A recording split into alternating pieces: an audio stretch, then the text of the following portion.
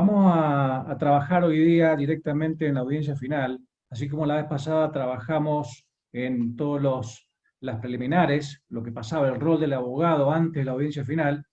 Vamos a trabajar hoy día en lo que es el rol del abogado durante y después de la audiencia final.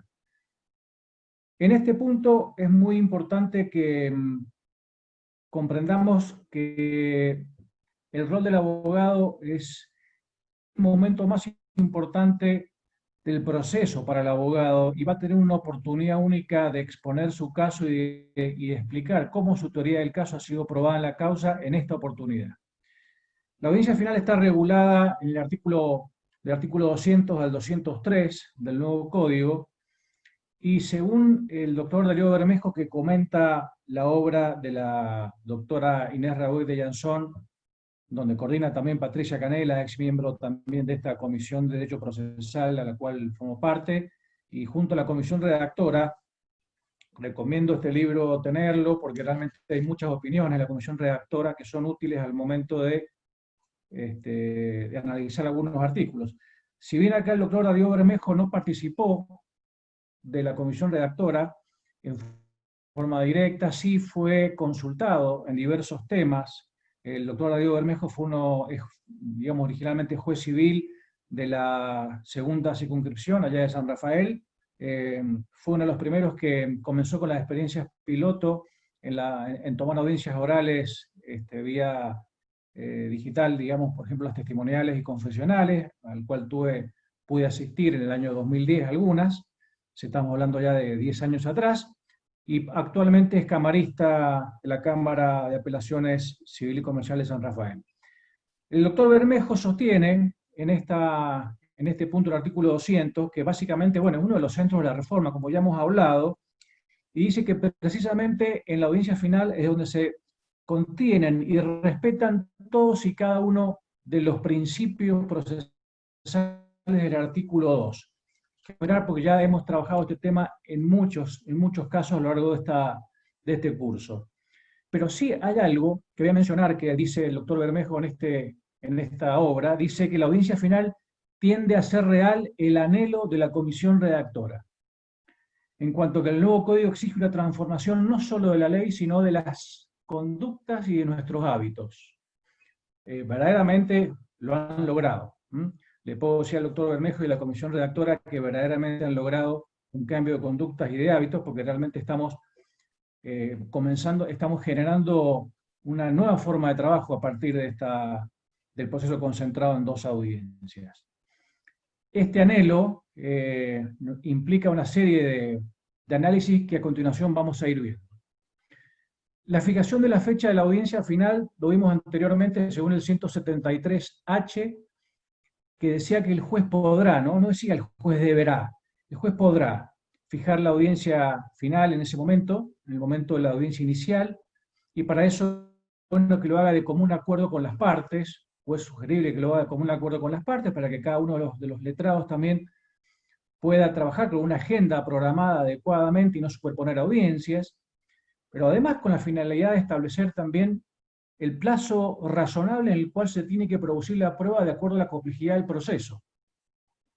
Posteriormente, el artículo 200 mismo, ¿no es cierto?, en su apartado primero, nos está diciendo también que si no se hubiera fijado la audiencia final conforme al 173H, cualquiera de las partes puede pedir, o el mismo tribunal puede hacerlo de oficio una vez que ha finalizado el periodo probatorio, en un plazo que debe tener lugar entre 10 y 20 días desde la petición, desde que es solicitado.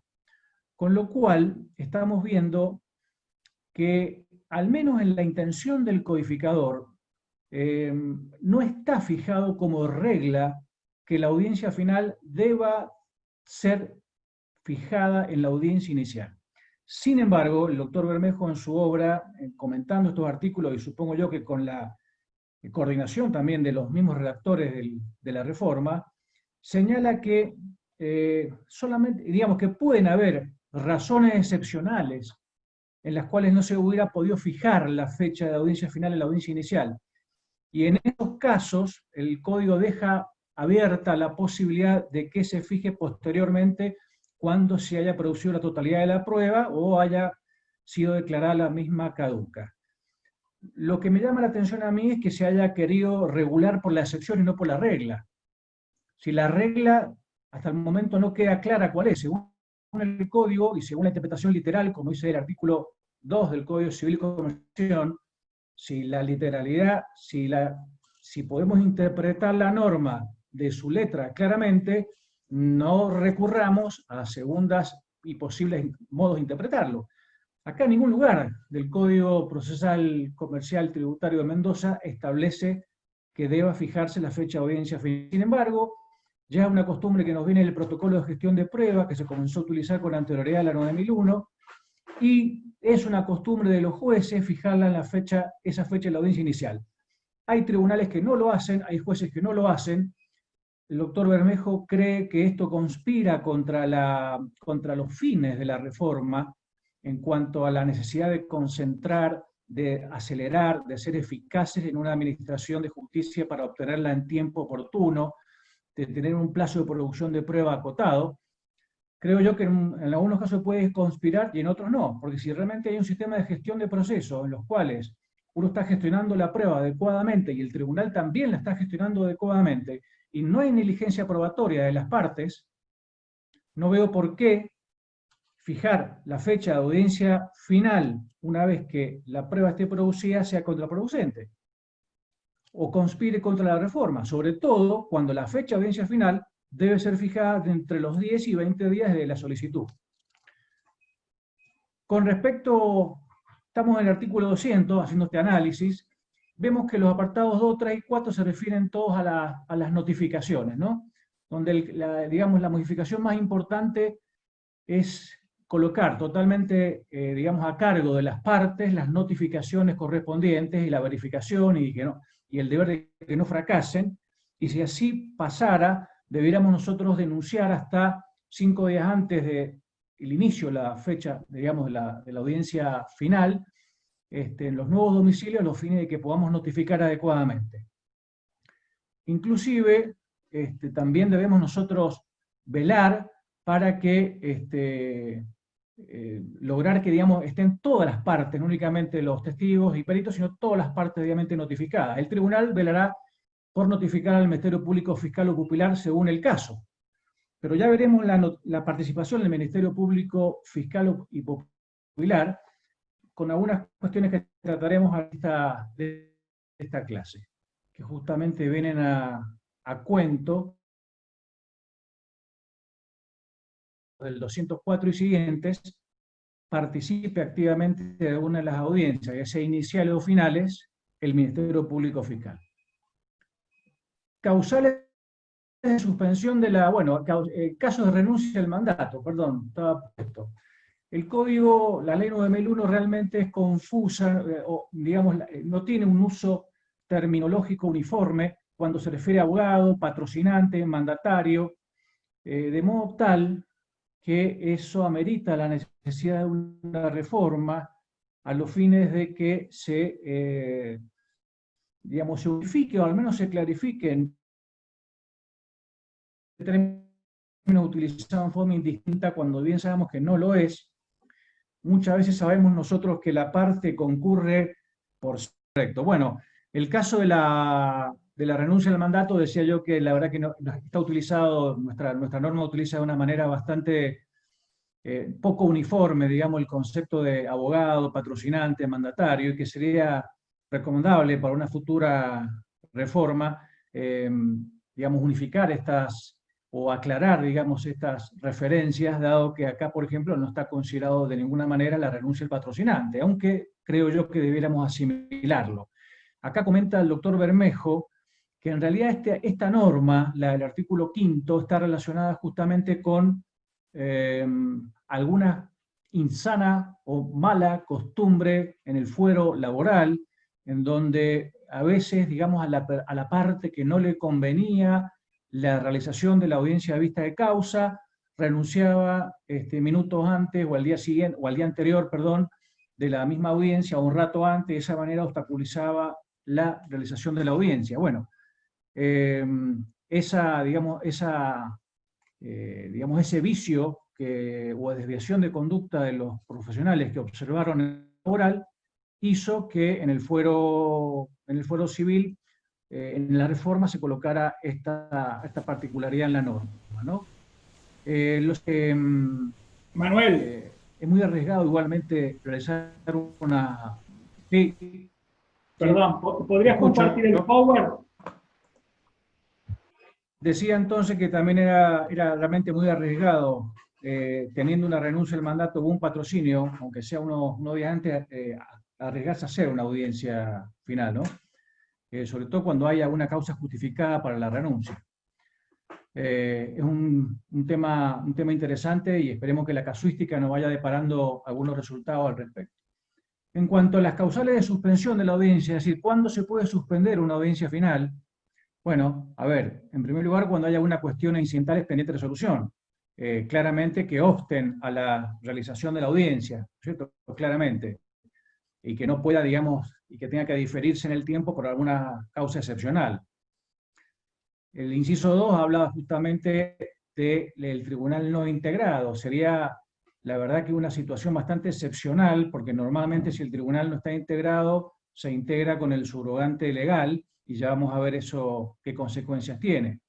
Y después hay una cosa muy importante que me ha dejado muy preocupado, que es la causal del inciso, del tercer, digamos, del inciso C, el apartado sexto, que dice que justamente cuando no comparecieren los testigos o peritos debidamente notificados o faltar agregar algún elemento cuya intervención o agregación el tribunal o juez considere indispensable, podrá suspenderse la audiencia en ese caso. Bueno, a ver, hasta el momento en las experiencias que he tenido de audiencias finales, cuando yo he considerado que tengo un testigo al cual necesito que declare por ser, por ejemplo, un testigo presencial de un hecho que debo acreditar, y el testigo debidamente notificado no ha comparecido a la audiencia, yo entendía, hasta leer justamente algunos comentarios de Bermejo que no están fundamentados en ninguna, por lo menos en ninguna jurisprudencia específica que yo haya visto, que uno podía solicitar la suspensión de la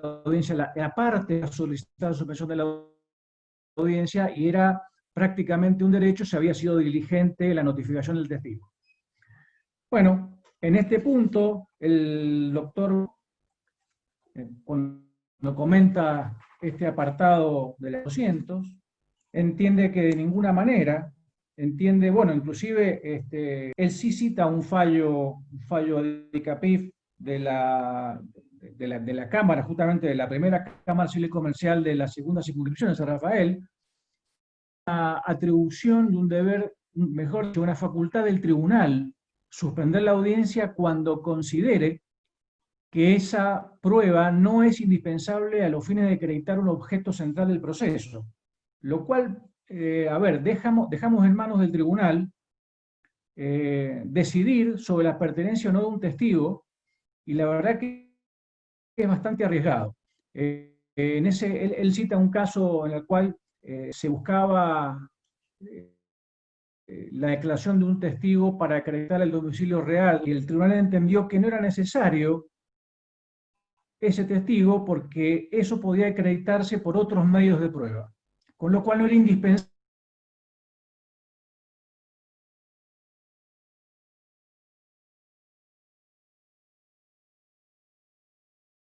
la decisión, además del juez, es irrecurrible, es una decisión que no es apelable, lo cual es, digamos, puede causar un agravio definitivo para una de las partes.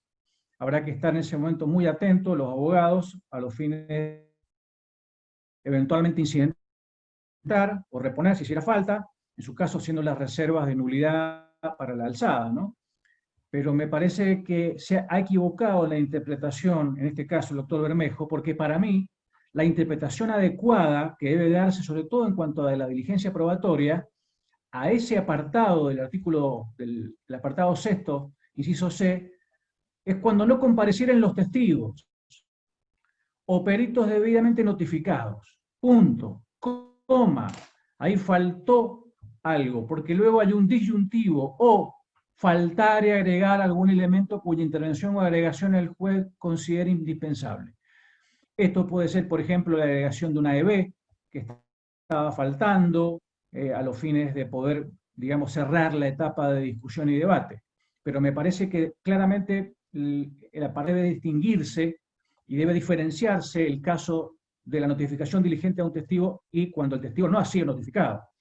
Es carga procesal de la parte, ya sabemos, si ya nosotros no hemos logrado notificarlo, en ese caso sí no somos diligentes en la promoción de la prueba y no tendremos derecho a una suspensión de audiencia. Pero bueno, este es un tema que creo que nuestros tribunales harán que hablar, y viendo en la práctica cómo se desarrolla. Lo cierto es que hemos visto nosotros que nuestros jueces, por ejemplo, son bastante flexibles en la interpretación de este apartado, y cuando cita a ese testigo para poder probar tal o cual hecho, en general los jueces han sido flexibles y el abogado ha sido de la parte, ha sido diligente en la notificación a otorgar suspensión de la audiencia para poder obtener la declaración del testigo. Vamos a pasar al siguiente punto. Si este Power me lo permite. Una vez que nosotros sorteamos todos estos pequeños obstáculos, resulta que nos vamos a encontrar con que tal vez tengamos un juez diferente que esté interviniendo. Ese es otro momento en el cual los abogados debemos estar absolutamente atentos. Ya hemos dicho nosotros que perfectamente podemos tener distintos jueces que nos toquen a lo largo del proceso, y lejos de violar el principio de inmediación o de juez natural, nuestro código se ha encargado en reiteradas normas de señalar que esto no viola el principio de juez natural, que esto no viola la inmediación, y el proceso en el principio de especificidad. ¿Qué significa esto? Que es mucho más importante para la ley 9001 la realización de la audiencia y que se concrete y efectivice la misma y que se obtenga un pronunciamiento en tiempo razonable, a considerar que sea el mismo juez el que tenga que resolver excepciones previas, intervenir en la audiencia inicial, intervenir en la resolución, por ejemplo, posterior de hechos nuevos, intervenir, por ejemplo, en la realización, en la resolución de incidentes, intervenir en la audiencia final y dictar la sentencia. De hecho, nos podemos encontrar, y nos ha pasado, seguramente a ustedes, a mí me ha pasado, que un juez me resuelve excepciones previas, otro juez me toma la audiencia inicial, otro juez resuelve diversas situaciones que se van suscitando en el periodo probatorio de incorporación de la prueba no oral, otro juez nos toma la audiencia final, e inclusive otro juez nos puede dictar sentencia, porque tal vez desde esa audiencia final hasta la sentencia pudo haber ocurrido alguna causal en la cual ese juez que tomó la audiencia final no puede dictar sentencia, como puede ser una enfermedad, una situación excepcional, puede pasar. Entonces tendremos un supuesto de pluralidad de jueces, pero hasta el momento no he encontrado ningún fallo que entienda que esta distinta pluralidad de jueces puede afectar el principio de juez natural.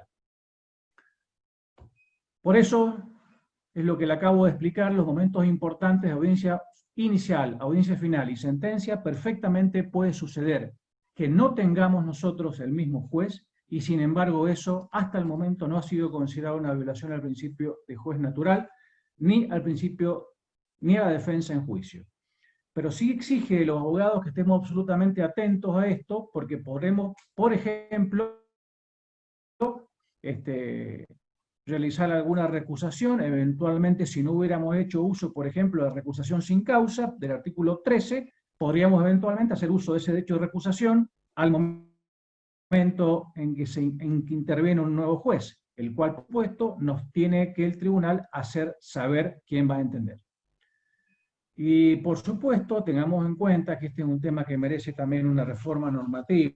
Los jueces que se designan según la ley, digamos, 7.294, son los conjueces.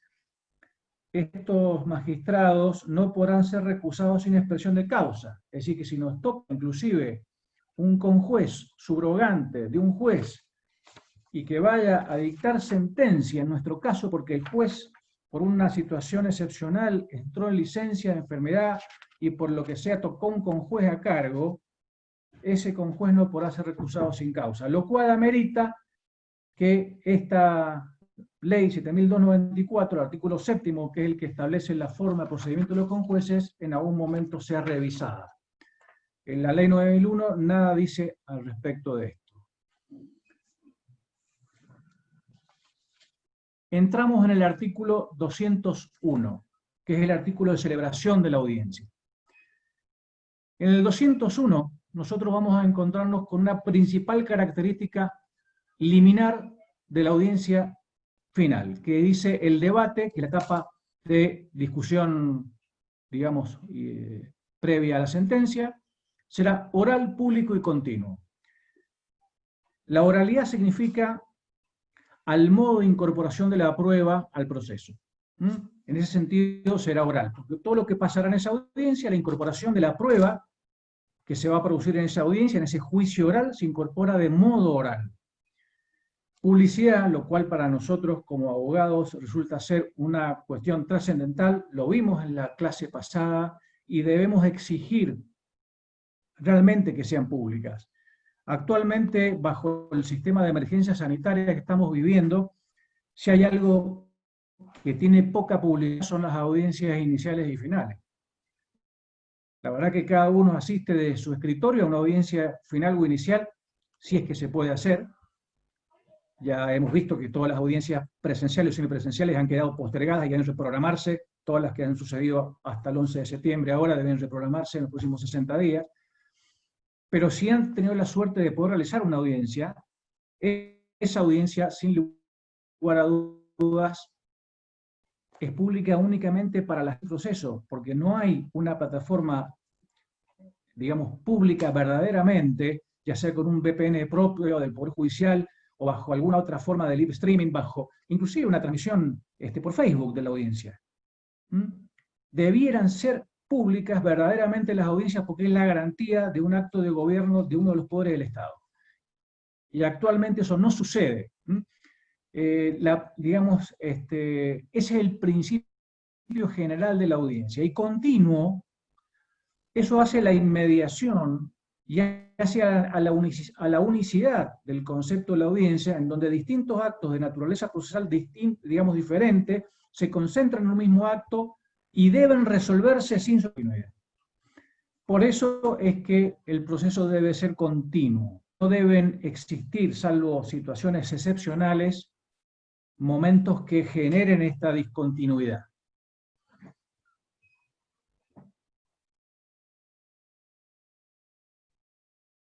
Vamos a encontrar nosotros que el momento, digamos, tres tipos de audiencias dentro de la audiencia final en cuanto a su naturaleza. Las audiencias de conciliación, en donde el juez asume un rol absolutamente activo, que es el caso justamente donde comienza el juez en la audiencia final. El juez comienza con ese intento de solución de conflicto que nos pide el apartado 2A, nos está pidiendo un intento conciliatorio, en donde el juez asume un rol activo conciliador. Y acá, en este punto, nuevamente los jueces se mueven en un límite muy, muy difícil, digamos, y una zona gris, en la cual ellos deben proponer soluciones a las partes, ellos deben intentar una conciliación para que las partes autocompongan sus intereses de un modo espontáneo. Sin embargo, esa intervención del juez en ese momento puede, si el juez no está suficientemente entrenado en las artes de la conciliación, puede arriesgar, digamos, una preopinión. Si bien hay una norma del código que dice que esta actividad conciliadora en estas audiencias de ningún modo pueden importar preopinión, yo creo que sí pueden importarlo cuando hacen afirmaciones de carácter perdurable o definitivo.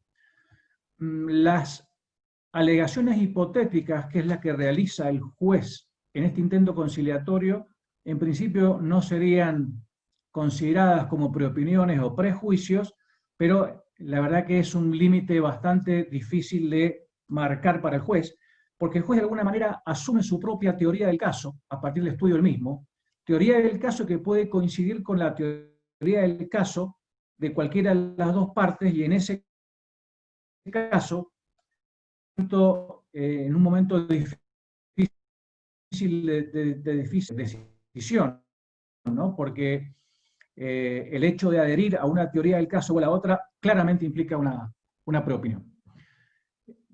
Fíjense ustedes que está pidiendo, digamos, la norma que esta conciliación no dure más de 30 minutos, pudiendo inclusive recurrir a otros medios alternativos de resolución de conflictos como mediador.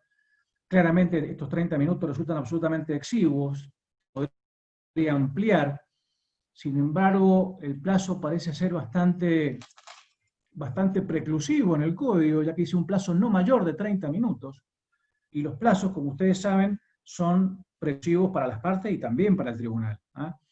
No únicamente para las partes. Por lo cual, en la práctica, ¿qué es lo que hemos visto nosotros? Hemos visto que el juez pregunta a las partes si han tenido la posibilidad de conversar en algo. En general, las partes y abogados, cuando verdaderamente han querido llegar a un acuerdo, llegan a un acuerdo, y llegan a un acuerdo antes de la audiencia final. La audiencia final, normalmente, las partes ya tienen, digamos, una expectativa, ya han tenido toda una historia de conductas de la inicial a la final, y normalmente si se llega a esa instancia digamos, es más difícil al menos llegar a una conciliación. No he visto que los jueces tampoco en esta etapa pongan un especial énfasis ya en la actividad conciliadora. Al menos al comienzo lo vi un poquito más, los vi más esforzados, pero con el paso del tiempo casi pasa a ser, digamos, un formulismo, ¿no? Una pregunta, el juez a las partes, si han podido hablar o no, si ven alguna posibilidad de acuerdo o no. En la audiencia inicial todos decían no, en realidad no tenemos ninguna posibilidad de acuerdo porque todavía no están dadas las pericias. Bueno, esperemos que estén las pericias, y cuando llegamos a la audiencia final, están las pericias, pero tampoco hay posibilidad de acuerdo. En definitiva, hay que generar herramientas para solucionar los conflictos de un modo distinto al como está previsto acá, ¿no? Y los abogados sabemos conciliar y sabemos hacerlo, y muchas veces se hace.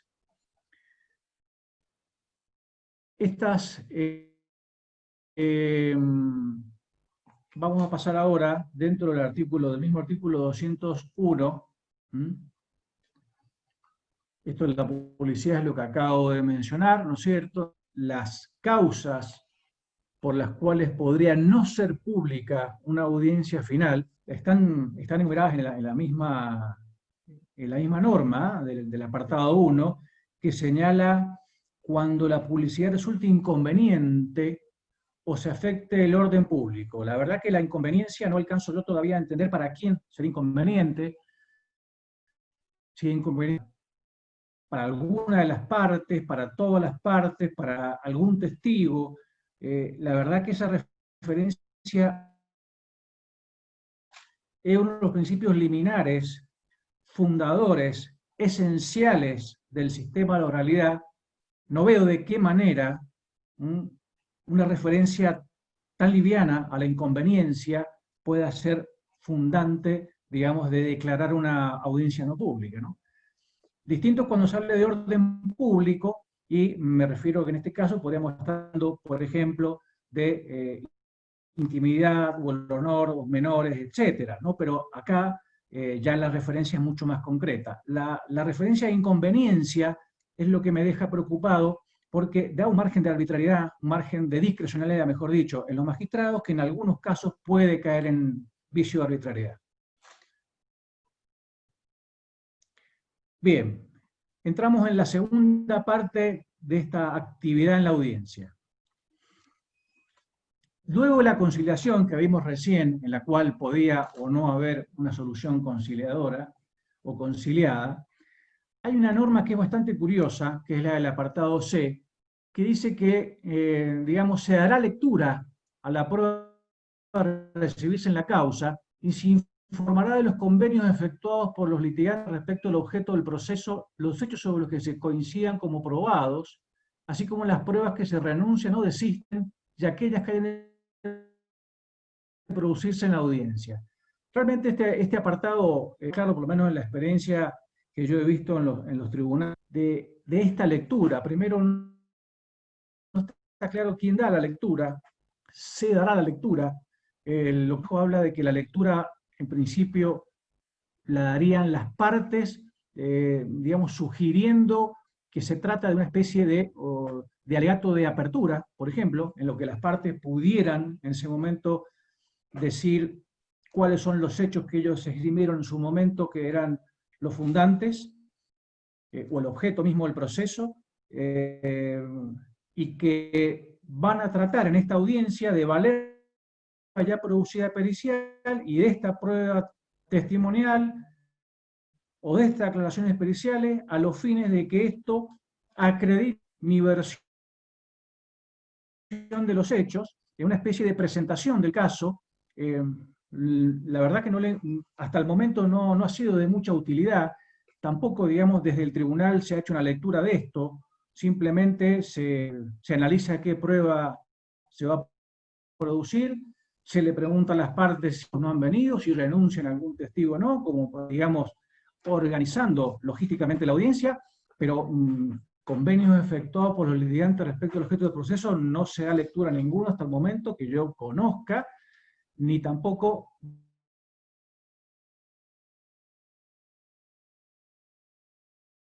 este discurso de apertura es muy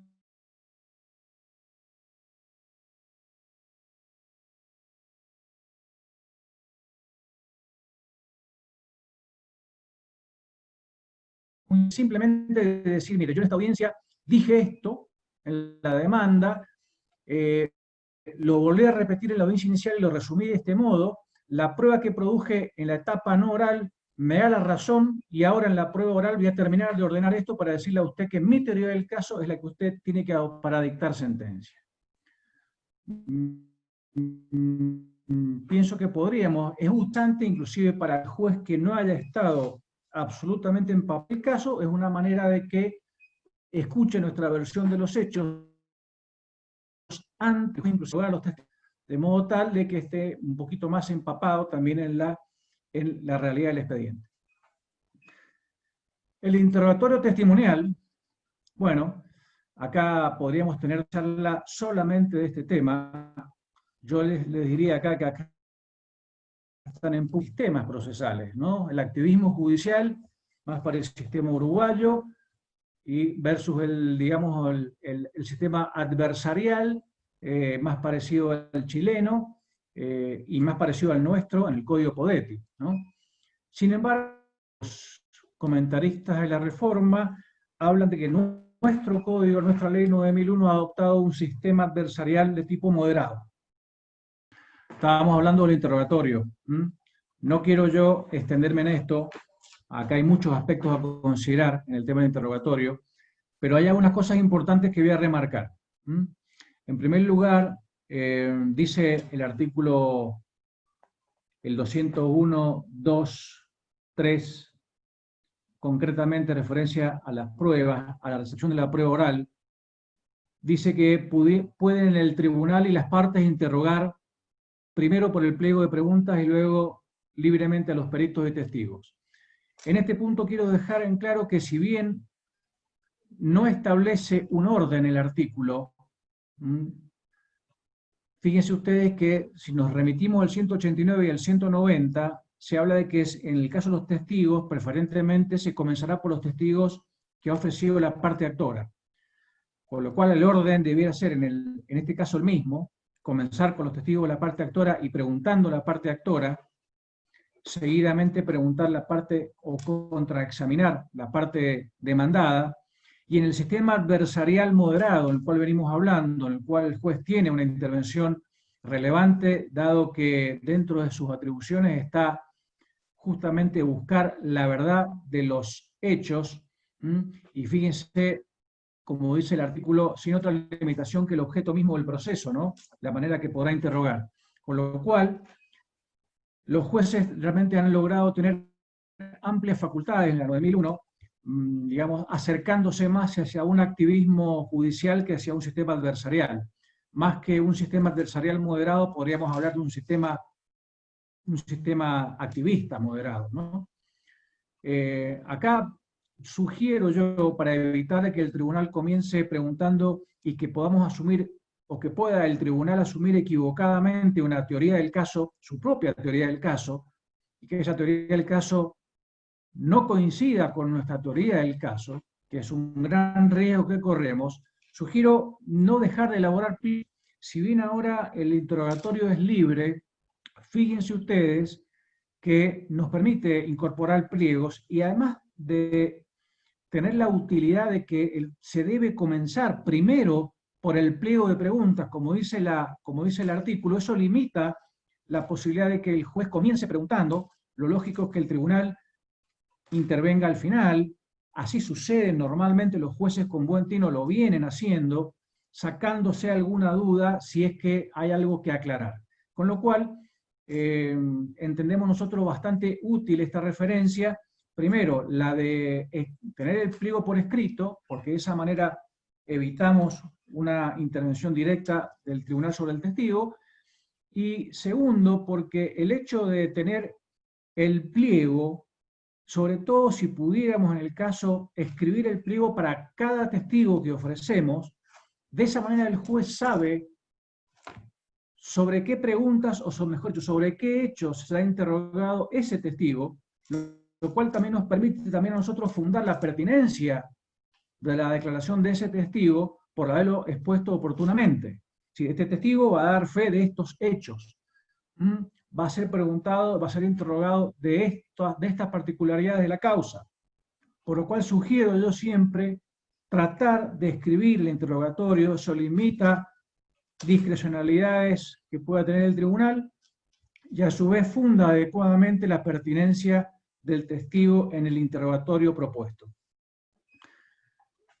Por supuesto que acá en las fórmulas de preguntar en la audiencia hemos abandonado el viejo formulismo ese que teníamos en las audiencias del sistema escritural de la ley 2269, que era para que diga el testigo y continúa, mejor dicho, con una fórmula de preguntas bastante ceremoniosa, digamos. Yo creo que ahora la dinámica misma de la audiencia final hace que debamos abandonar esos formulismos. Inclusive es sugerible en todos los manuales de litigación civil y oralidad que he estado leyendo, en general todos, Lorenzo, Ríos, los manuales del CEJA, todos están proponiendo el uso de formas dinámicas de preguntar. Entonces, directamente al testigo podemos nosotros interrogarlo diciéndole: ¿usted qué conoce de un hecho ocurrido en tal fecha? ¿Usted estuvo presente en un accidente en tal esquina? ¿Recuerda después una vez que le dice que sí, que no? ¿Recuerda usted la fecha? De ser más ágil y dinámico, de esa manera la audiencia termina siendo mucho más ágil y dinámica, y de esa manera también logramos, digamos, obtener información más rápido y en forma más eficaz. Por supuesto que uno puede oponerse a la formulación de alguna pregunta que efectúe la contraria, inclusive hasta podría plantear, como dijo la vez pasada el doctor Torres, alguna objeción al interrogatorio del tribunal, ¿no? También, porque por ejemplo podría estar asumiendo con una pregunta una teoría del caso que no nos esté conviniendo, que esté literalmente ya en los límites del prejuzgamiento, ¿no? Pero podemos oponernos. Las objeciones también en la actual forma de litigación oral deben ser objeciones ágiles, en la cual uno prácticamente plantea una objeción y diga: me opongo a esta pregunta por sugerente, me opongo por contener más una cuestión, me opongo por indicativa, me opongo porque coacciona al testigo, pero sin hacer una fundamentación o un alegato. Estas son los segundos tipos de audiencias que se suceden dentro de la audiencia, las audiencias argumentativas. Pero esta argumentación la desarrollaremos llegado al caso en que el juez rápidamente lo resuelva. El juez puede rápidamente resolver, hacer lugar o no la objeción sin necesidad de correr un traslado, inclusive. Porque verdaderamente el juez rápidamente también observó que la pregunta era absolutamente impertinente, o sugerente, o indicativa, o eventualmente, si no surgiera claramente de la pregunta, poder dar un traslado a la parte contraria para poder resolver. Y obviamente esa resolución se hace en esa misma audiencia. Todas estas formas todos los problemas que nos plantean los interrogatorios son múltiples. También, por ejemplo, en el caso de los peritos, no resulta claro porque si nosotros tomamos en cuenta la norma del 201, donde dice que podemos interrogar a los peritos sin ninguna otra limitación que los hechos objeto del proceso, pero por otro lado vamos al artículo 183, que nos habla de la labor pericial, y nos dice que los peritos podrán ser citados a la audiencia final para dar aclaraciones sobre los puntos que les fueron sometidos a pericia. Evidentemente entra en contradicción el 183, apartado quinto, con esta norma del 201. Claramente, la diferencia tiene que volcarse porque al perito se lo puede interrogar sobre los puntos a los que fue sometido la pericia, porque el objeto del proceso puede ser mucho más amplio. Por ejemplo, podría ser el objeto del proceso el hecho de que una de las dos partes haya circulado a un exceso de velocidad. Y sin embargo, ninguna de las partes le preguntó al perito la velocidad del vehículo en la cual circulaba el auto en cuestión.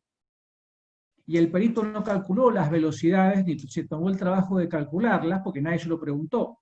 Y en una audiencia final que tenga que hacer un cálculo de velocidades, me parece que excede el marco de lo que fue interrogado, porque para eso necesita realizar un estudio previo, y cálculos aritméticos y demás. Y analizar todos los elementos del efecto vivendi, analizar otras constancias más, con lo cual el hecho, digamos, la referencia a que la limitación solo son el objeto, digamos, solo constituye el objeto del proceso es demasiado amplia, y sí me parece acertada que debamos decantarnos nosotros por la limitación del 183, que es sobre los puntos por los cuales fue sometido a pericia. Obviamente que si las partes cuestionaron, observaron, obtuvieron declaraciones a la pericia, y el perito no fue contundente, no fue claro, no respondió lo que fuere, obviamente tendrá que comparecer a esa audiencia final y dar las pertinentes explicaciones.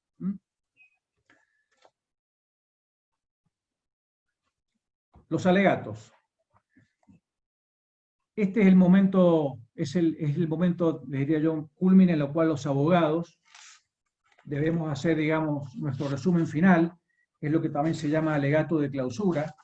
Es aquel momento en el cual los abogados hacemos una valoración de la prueba, y la cual los abogados logramos o intentamos convencer al tribunal. Es nuestra última oportunidad de convencer al tribunal acerca de nuestra teoría del caso. Por eso, que el alegato de clausura debemos considerarlo nosotros como si fuera un proyecto de sentencia. Por ejemplo, decir, si yo estuviera en su lugar, fallaría de esta forma, por estas razones, que se acreditan con estas pruebas, no siendo posible ninguna otra interpretación que se derive de un razonamiento lógico jurídico de lo que hemos visto en esta audiencia y de la prueba que hemos aportado a lo largo de la causa. Es un ejercicio argumentativo en el cual debemos poner toda nuestra atención, en la cual debemos considerar particularmente los precedentes del tribunal en el cual estamos alegando. Es de una grave negligencia no haberse informado previamente de cuál es el criterio de ese juez respecto del tema que estamos analizando. Debemos ser diligentes en eso, analizar los criterios del tribunal, porque eso es eso es lo que nos va a determinar la calidad del alegato que estemos dando. Alegar es explicar al tribunal por qué nuestra versión de los hechos, por qué nuestra teoría del caso concreta ha sido probada, y debe ser considerada como la versión oficial de la sentencia. Ese es el objeto del alegato. El alegato dice la norma que no puede durar más de 20 minutos, es un tiempo razonable, creo que los abogados en 20 minutos perfectamente podemos desarrollar un alegato. Tampoco puede ser mucho más tiempo, imagínense ustedes que hay distintas partes, 2 o 3 demandados, imagínense un juez escuchando 2 horas de alegatos, ni siquiera lo va a escuchar después tampoco en una grabación. La verdad que cualquier persona pierde la atención en un alegato de 2 horas. Con lo cual, es prudente ser lo más concreto posible en el alegato, no hacer una radiografía de la litis totalmente innecesaria, cosa que hacíamos antes para ordenarnos en un alegato escrito. Y después, por supuesto, que cada parte tendrá un derecho de réplica, ¿no es cierto?, para poder contestar alguna nueva cuestión valorada por otra parte en su alegato, y por supuesto lo que le llama el código una réplica, que en realidad es incorrecto, eso se llama dúplica. Habría que también modificarlo en una futura reforma o fe de ratas, la 9001, un derecho de dúplica, en la cual nosotros justamente contestamos esta réplica que nos hace la contraria. Por supuesto que nosotros viene la posibilidad ahora de ver los alegatos orales, que es lo que estamos comenzando, es lo que estoy comentando ahora. Entonces, vamos al esquema de exposición para que nos quede claro. Apreciación y mérito de la prueba rendida. En primer lugar, lo más importante, adecuación de esa apreciación a nuestras hipótesis concretas. No detenerse demasiado en derecho aplicable. Recordemos que los jueces conocen el derecho. Concentrémonos en todo caso en precedentes del propio tribunal. Fundamentación de eventuales inconstitucionalidades. Eso es importante porque puede ocurrir que entre nuestra demanda y el momento de la audiencia final hayan, por ejemplo, aparecido leyes que debamos nosotros plantear su inconstitucionalidad. Como por ejemplo, cuando iniciamos una demanda y en el transcurso de la demanda aparece la ley 9041 que establece la tasa UVA. La oportunidad para poder plantear la inconstitucionalidad de la tasa UVA va a ser en esos alegatos. Por ejemplo, entonces nosotros debemos estar atentos a aquellas normas que eventualmente nos causan agravio inconstitucional, ya que ese es el momento de plantear. Posible actualización de monto, como por ejemplo cuando estamos reclamando de las deudas, en donde los jueces tienen la obligación de fallar en sus sentencias con los valores de la mayor actualidad posible. Si nuestra demanda fue hace 2 años, en periodos de gran inflación, como hemos padecido en la Argentina en los últimos años, pareciera que debiéramos adecuar nuestros montos, sobre todo cuando son deudas de valor, del monto reclamado inicialmente en la demanda, al monto que pretendemos el juez despache en la sentencia. Entonces, para todo eso sirve el alegato. Inclusive el código habla de la posibilidad de que las partes presenten un memorial por escrito, para lo cual no se prestará el expediente, porque justamente para los comentaristas del código, para el doctor Bernejo que comenta esta parte, para mí también, entiendo que ese memorial, digamos, no suple el alegato oral, sino que el alegato oral es la regla, del mismo modo que la incorporación de la prueba oral es la regla, y ese memorial en todo caso puede ser una ayuda que uno presente, por ejemplo, en caso de mucha complejidad, una especie de resumen jurisprudencial o de aporte doctrinario o de ordenamiento, por ejemplo, de cálculos aritméticos o matemáticos en los cuales uno está fundando, por ejemplo, un reclamo o cómo debiera despacharse la sentencia, ¿no? Pero eso no suple el alegato. El alegato debe ser oral. Hay casos en los cuales se ha permitido que se suplante el alegato oral por uno escrito.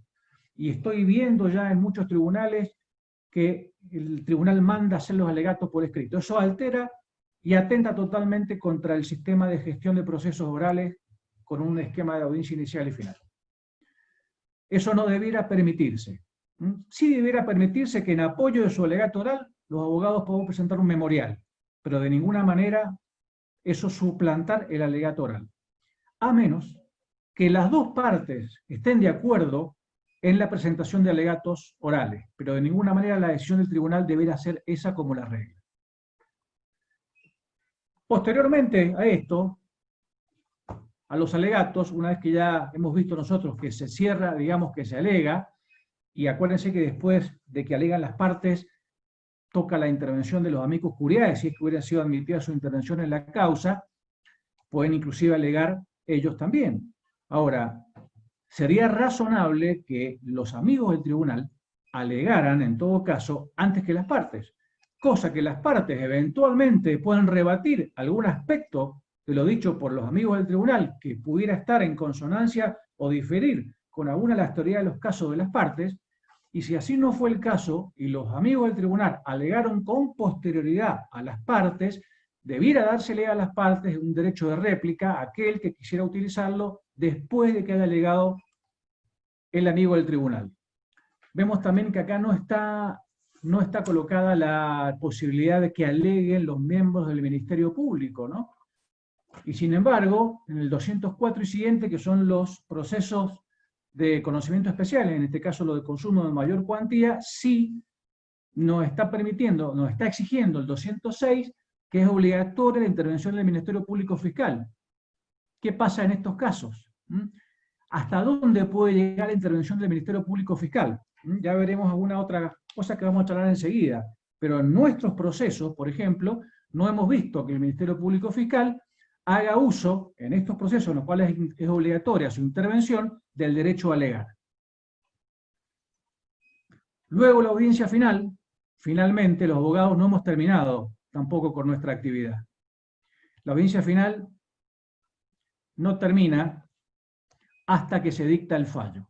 Y eso lo dice el 201, última parte. La audiencia no terminará hasta tanto no sean ventiladas las cuestiones propuestas y dictado el fallo.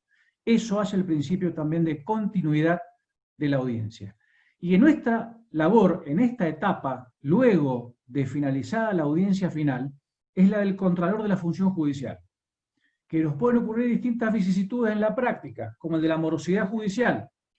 Recuerden ustedes que nosotros, que los jueces, tienen ahora 30 días para dictar sentencias, antes eran 40. Recuerden que los jueces tienen 10 días para dictar un auto y que deben despachar en 48 horas un decreto. Entonces, luego de la audiencia final, hay que estar atentos a que se dicte la sentencia en tiempo, porque si no, se afecta el plazo para resolver. Acá hay un fallo, que es el fallo Logripo, que analizando el artículo 86 sobre la morosidad judicial, nos está hablando justamente de que los plazos no son únicamente, no precluyen únicamente para las partes, sino que también precluyen para el tribunal. Ese es un fallo de la tercera Cámara Civil. En el caso de Logripo, ese es el número que está, el número de causa, para que ustedes lo puedan buscar. Remedios contra la morosidad, ¿cuáles tenemos? Básicamente dos. El pronto despacho, recurso de queja, que es el que está en el 144, en el cual es una de las vías en la cual nosotros lo que le decimos al juez es resuelva, y aún confiamos en que usted resuelva, no le estamos quitando la competencia, pero sí hay que poner en conocimiento la superintendencia a cargo de que hemos presentado ese pronto despacho. Y después tenemos el caso de la pérdida de competencia, en donde es el artículo 91 el que nos rige acá, que podemos directamente denunciar que hay morosidad judicial, y en ese caso el juez pierde la competencia de pleno derecho automáticamente, verificado, digamos, por el tribunal que se cumple el recaudo de morosidad, y pasa a que dicte sentencia el subrogante legal. Hay muchas cosas, hay muchos detalles muy interesantes para ver acá.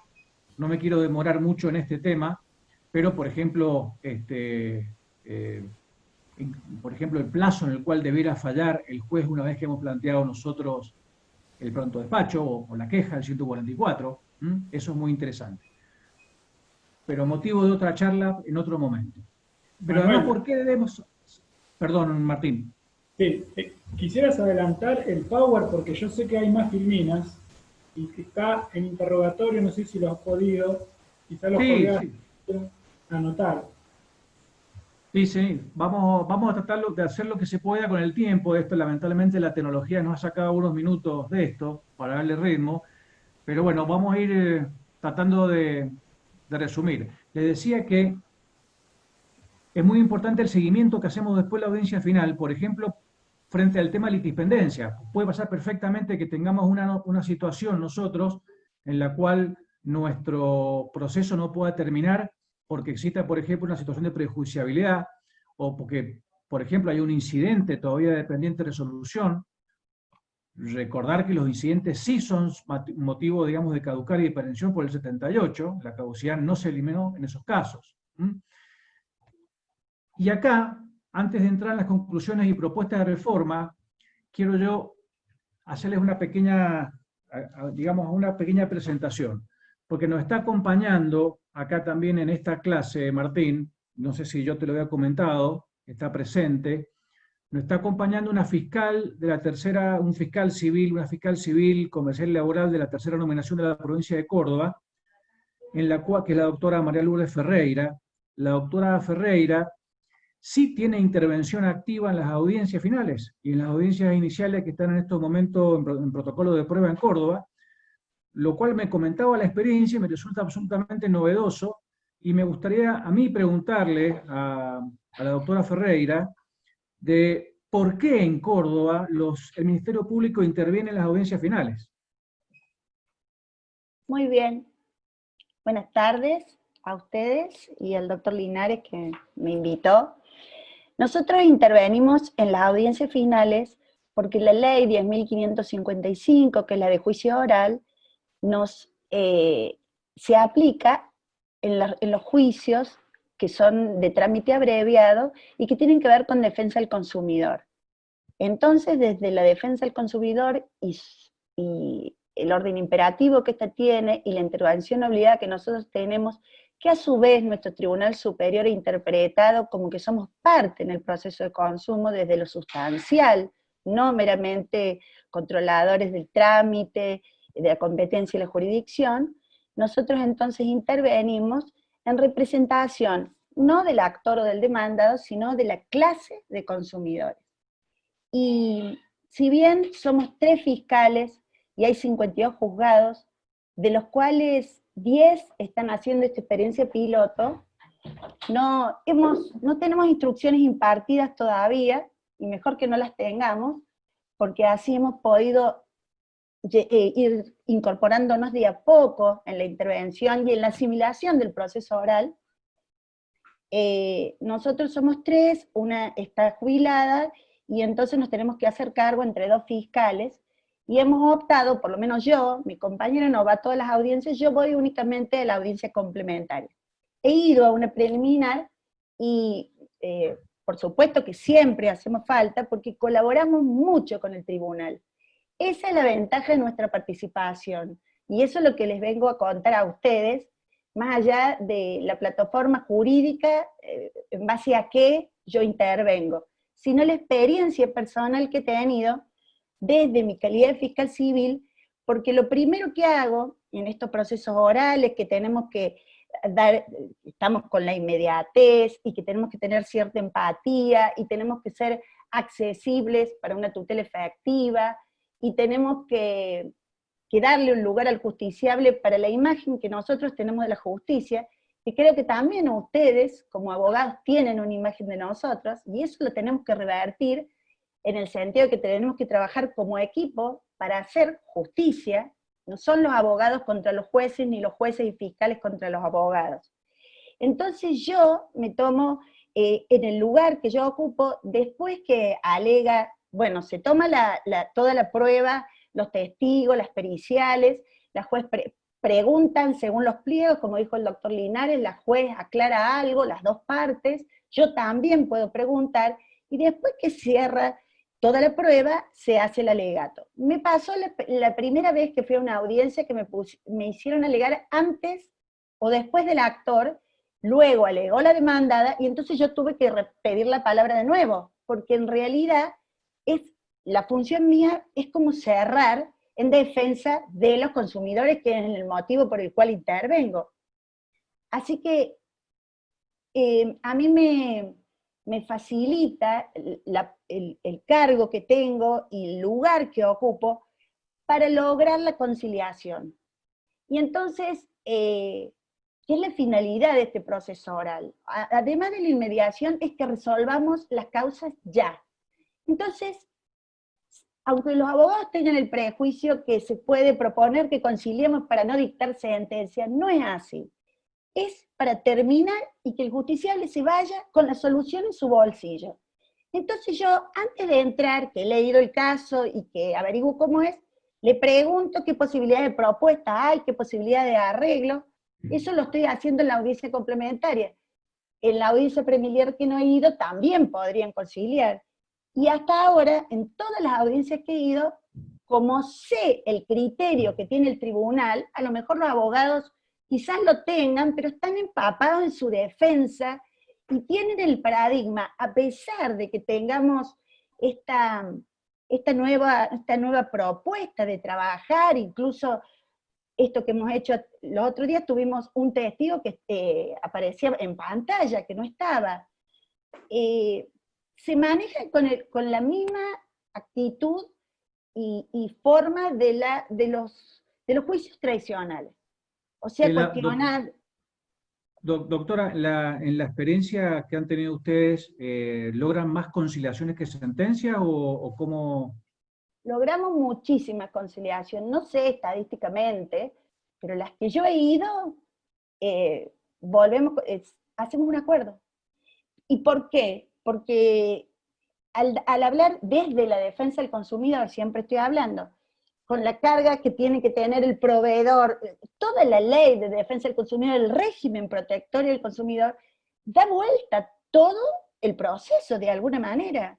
Entonces, entre la debilidad estructural que tiene el actor o demandado si es consumidor, eso la fiscal es la única que lo puede encaminar hacia ese lugar, porque se siguen manteniendo sus defensas anteriores al código incluso, que tiene un núcleo duro de un piso mínimo. Bueno, muchas gracias, doctora. La verdad que muy interesante cómo lo están trabajando allá. Yo creo que será una buena propuesta para nuestro procedimiento en Mendoza, ya que es obligatoria acá la intervención del Ministerio Público Fiscal en los procesos de consumo, ¿no? Con lo cual perfectamente podrían intervenir en las audiencias y no únicamente que el expediente fuera de dictamen al comienzo, como lo es actualmente, o al final previo a dictar sentencia, sino que tal vez la intervención, como dice la doctora Ferreira, en las audiencias pueda ser beneficiosa para las partes.